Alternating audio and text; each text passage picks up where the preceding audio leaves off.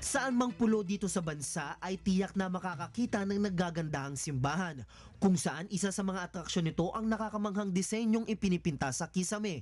Sa pagdaan ng panahon, hindi makakailang kumukupas ang taglay nitong kagandahan dulot ng matagal ng panahong pagkakatayo. Kaya naman naisipan ng grupong Project Kisame sa pangunguna ni Joel Aldor na pangalagaan at panatilihin ang likhang sining dito sa bansa.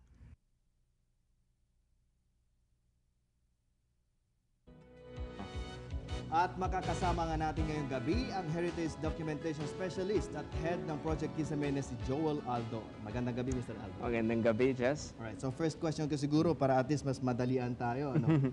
Paano nabuo itong Project Kisame at ano ang layunin nito? Nagsimula kasi to nung back in 2010 na naglibot ako sa buong Visayas at nung napunta ako sa probinsya ng Bohol, binisita ko yung mga simbahan doon at namangha talaga ako sa mga ganda ng mga pinta sa kisame ng simbahan. At halos lahat ng mga simbahan sa Bohol, lahat sila may pinta sa kisame. Tapos sinubukan kong libutin pa ang ibang mga simbahan sa mga karatig na lalawigan, pati sa Cebu, sa Siquijor, sa Sama, Leyte. At lumawag pa siya hanggang sa buong Pilipinas at napansin ko na talagang kakaibang sining ang na ipapamahagi ng mga pinta sa kisame na to. And na realize namin na hindi na bibigyan pansin to ng publiko. At wala masyado nasusulat tungkol sa mga sining na ginawa ng mga pintor nung mga nakarang panahon. Kaya minabuti namin na gawan to ng isang documentation project para maisalba itong mga kisame na marami sa kanila ay napapabayaan na, nasisira na. And very timely because nung tumama yung lindol sa Bohol na 7.2 magnitude ay nakapaggawa na kayo ng documentation. Paano ngayon, anong magiging silbi nito ngayon sa mga simbahan na nasira ng lindol?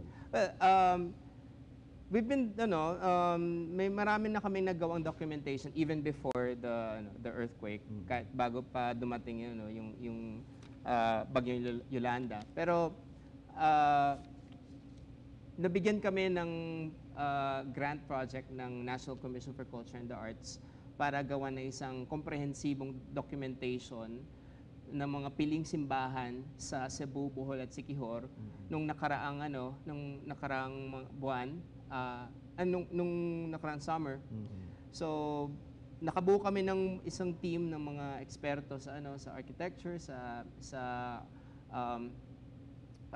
mga photographers, archivists, mga art specialists na tumingin at sumuri dito sa mga pinta nito na ginawa pa noong 1920s, 1930s ng mga pintor galing sa Cebu na sina Canuto Avila at Raimundo Francia at iilan pa mga hindi kilalang mga pintor.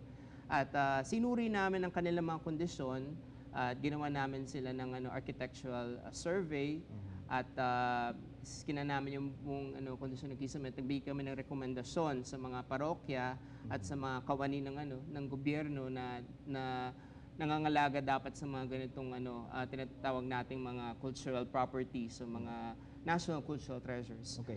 Bago ko puntahan yung kahalagahan ng mga paintings sa ceilings, kaya kisame siya, pwede natin siguro ipakita yung example mo dyan, Mr. Sure. Aldo, para at least maipakita natin sa publiko kung gaano ito ka-importante, gaano kaganda ito, kailangan ma-preserve ito dahil at saka yung association nito sa mga simbahan, sa religious aspect. Sige, i-ano ka lang Itong, yan, sana hindi siya. Alright. Yan, sige. Ito ay available ngayon sa aming website sa projectkisame.com. So, isa sa mga na-document namin, okay. Kung makikita niyo po sa sige, ayan. Alright. Kung makikita niyo po sa screen niyo, ito po yung kisame ng simbahan ng This is in Balilihan sa bayan ng Balilihan sa parokya ng sa Señora del Carmen sa Bohol. Bohol. Okay. Miraculously hindi ito nasira nung lindol. So itong nag-crash. So hold on. So ibig sabihin ito ngayon ay makikita pa rin. Hanggang ngayon nandun pa rin siya. So pwede pa rin bisitahin to ng mga tao. In fact, yung mga document namin, hanggang ngayon nandun pa rin. Oo. So, isa ito sa mga mga simbahan na document din namin mga simbahan sa Corte, sa Dawi, sa Panglao, pati na rin sa Cebu. So far you have how many churches na document ninyo? We sa sarili kong documentation, mga mahigit 60 around the Philippines. 60. So that's medyo marami-rami na rin pala. Ano? Mm-mm. Now, so talking about yung value nito. Kasi siguro para at least habang pinapakita at inaantay natin yung presentation mo, gusto natin malaman at ipaalam sa publiko kung gaano ang kahalagahan nito. Ano ba ang association nito sa buhay nating mga Pilipino? Ordinaryo ka man o may katayuan sa buhay? Well, kasi ang marami sa atin hindi nakakaalam kung gaano, hindi lang gaano kaalaga, kundi gaano ka-rich ang ating kultura eh. Hindi lang tayo nakikilala sa sining na gawa ni Yung mga sikat. ni Juan Luna, ni Amor Solo, ni Botong Francisco at ng mga ni Ben Cab. Marami, kung maglilibot lang po kayo sa buong Pilipinas, marami kayong makikitang mga nagagandahan singing sa kung saan-saan, maglibot lang kayo at makakita kayo ng kagandahan sa bawat lugar na pupuntahan nyo. Isa na dito, itong mga pinta ng kisame na ginawa ng mga pintor galing sa Cebu, si Canuto Avila at si Raimundo Francia. At gusto namin itong maihatid kasi sa publiko. So, itong proyekto na to, ginawa namin siya ng isang website sa projectkisame.com para makita ng buong mundo. Kahit saan ka man, mapansin na mayroon tayong mga ganitong sining na may pagmamalaki. Na hindi lang natin Preserve hindi lang o natin mabigyan ng preserve, value. may handog din natin sa mga susunod na henerasyon. Correct. But you're into churches. May iba pa bang interest maliban sa mga simbahan? Well, personally ako kasi since I work in this domain, may mga meron din ako mga iba't ibang mga gustong pag-aralan. Lalo na sa mga sining din sa sa mga simbahan at sa kung saan na hindi na babigyan pansin. Sa ngayon, susunod na proyekto ko, yung mga Stations of the Cross na paintings sa mga simbahan. Tapos meron din akong sariling study on church ruins, and even the natural heritage dun sa Banahaw, meron akong sinisimulan ngayon. At meron din kami ngayon sa isang grupo na kinabibilangan ko na isang nationwide cultural heritage mapping project, na meron kami mga volunteers na tinitrain para ma-map at ma-document ang lahat ng mga cultural properties at malagay sa Wikipedia. Gaano ka tedious, gaano ka trabaho itong gawain ito? Kasi nung pinakita mo kanina, napaka-detalyado na kailangan lahat detailed, very detailed. Well, ito kasi unang beses pa lang 'to gagawin yung ganitong klaseng documentation na parang parang nung una hindi namin talaga alam eksakto kung paano namin i-document, but as we studied further, as we further realized kung paano namin siya gagawin, nagkaroon kami ng clarity sa buong proyekto. Nakagawa kami ng ganitong project na gawan siya ng survey, ultra high resolution photography, gagamit din kami ng 3D high definition scanning, laser scanning ng para maging accurate yung survey. Tapos meron din kaming historical research component kung saan meron kaming isang archivist na mag-aaral ng history ng paintings na to. Bigyan ko na lang kayo ng isang example. Sa Simbahan ng Dalaget na ginawa noong 1935, yung mga pinta sa kisame na nakikita nyo ngayon sa screen niyo ngayon sa inyong TV, yung mga paintings na yan ginawa ni Canuto Avila at ang kanyang mga anak noong 1935, at ang gastos sila dyan noon ay almost 1,500 pesos back in 1935. Which sa kasalukuyang panahon ngayon, it would amount to more than 500,000 pesos. Conservative amount. Very conservative amount, of course, kasi siyempre, ano yun simbahan ang kasi nagpuna ng ng ganong pera para gawan ng isang napakagandang pinta sa kisame. Gaano ka-importante sa isang simbahan yung itong mga sining nito, ng mga paintings na ito? Is there any spiritual value or attachment yung mga paintings na ito?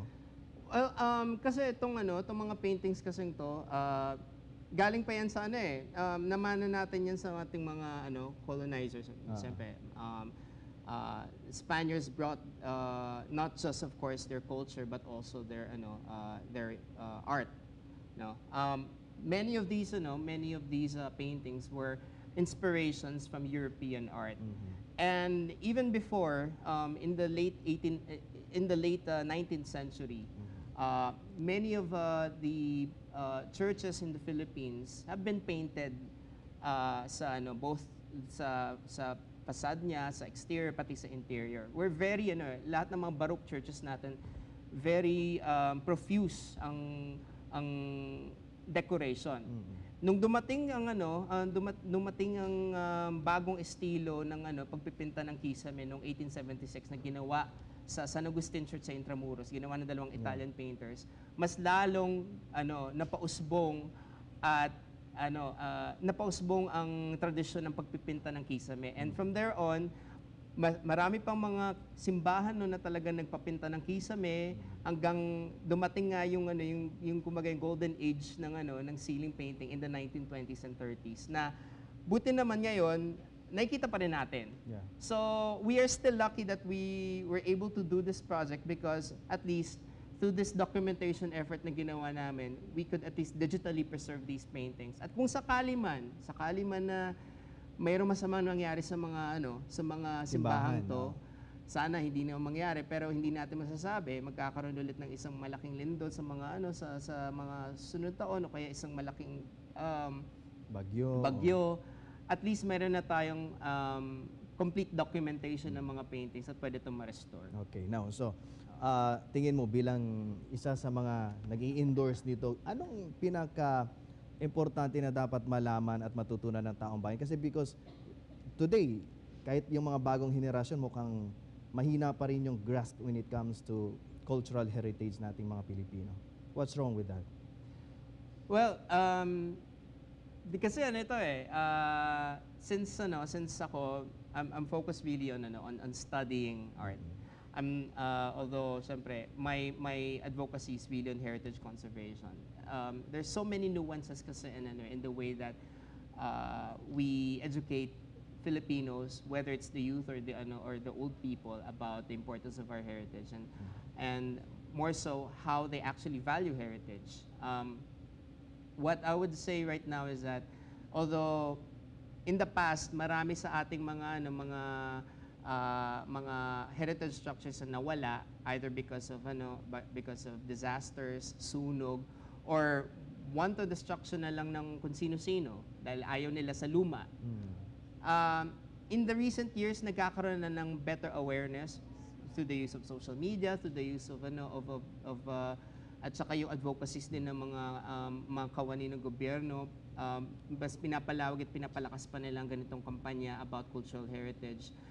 It's an uphill battle, but eventually, when we persevere, when we still continue doing this work for our cultural heritage, eventually darating din tayo sa punto na marami pang mga Pinoy, marami pang mga Pilipino ang hindi lang maka-appreciate. Alam nila kung gaano ka-importante sa kanila ang ating kultura, ang ating sining, ang ating pamana. Alright. At mai-preserve nila to.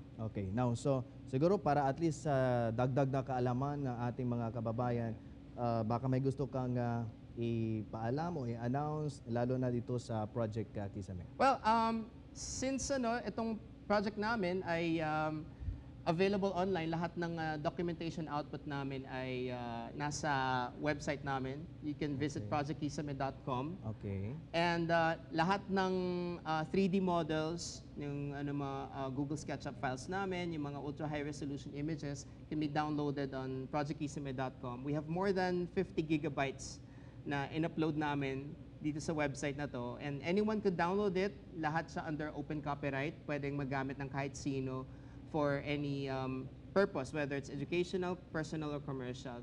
So just visit projectkisame.com and get to know more about the story of our project and the team that's behind this project. And gusto ko rin po sana pasalamatan ng National Commission for Culture and the Arts for giving us this opportunity to do this project, and we hope that we could work on future projects to do similar documentation work to further preserve our heritage. All right, thank you very much, Mr. Joel Aldor. Maraming salamat din po.